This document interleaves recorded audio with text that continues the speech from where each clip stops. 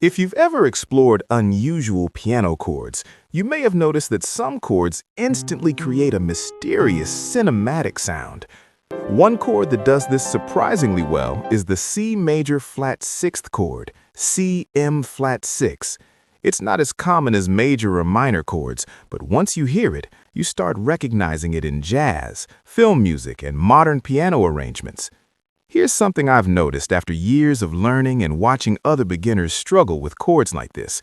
Most people don't fail because the chord is difficult. They struggle because they don't understand how the notes relate to each other. That's why learning systems that explain the logic behind chords can save a lot of time. One program I've seen many learners benefit from is the Piano for All program. It teaches chords, patterns, and progressions in a very practical way with ebooks, videos, and built-in audio examples. For chords like the C major flat sixth, methods like that can really help you understand not just this chord, but hundreds of others you'll encounter on the piano. Now let's break down this chord step by step and see how it actually works on the keyboard. Root position. The simplest way to play the C major flat sixth chord is in its root position. The notes are C, E, and A flat. When I first played this combination, I noticed something interesting immediately. The C and E sound like a normal C major chord, but the A flat completely changes the mood.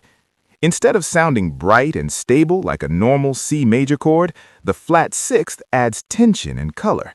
It creates a slightly dark, dramatic tone that composers often use when they want a chord to feel emotional or mysterious.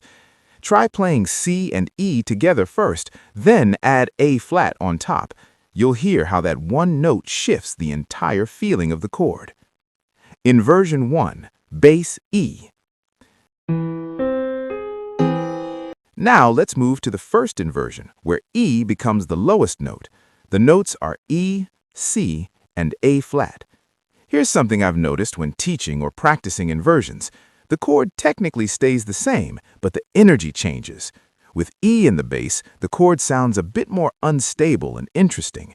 This inversion works really well when you're moving between chords because the bass note creates smoother transitions. For example, if you were playing a progression around C major, sliding into this inversion can create a surprising harmonic twist without sounding completely random. Pianists often use inversions like this to make their playing sound more advanced, even though the notes themselves are simple. Inversion 2, bass A flat. This is where the chord really starts to feel dramatic. The A flat at the bottom creates a darker foundation, and the C and E on top add a slightly bright contrast. When I play this version slowly, it almost sounds like the beginning of a film soundtrack cue. In real music, composers sometimes use this inversion to build tension before resolving back to a more stable chord. Try playing this inversion and then resolving to a C major chord.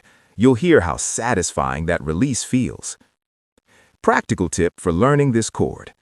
One thing I've learned over time is that memorizing chords is much easier when you understand the pattern. The C major flat sixth chord basically starts with a C major chord, C, E, G, but you replace the G with A flat. That small change creates the entire character of the chord. If you practice chords this way, understanding what changes instead of memorizing random notes, you'll start recognizing patterns across the keyboard much faster.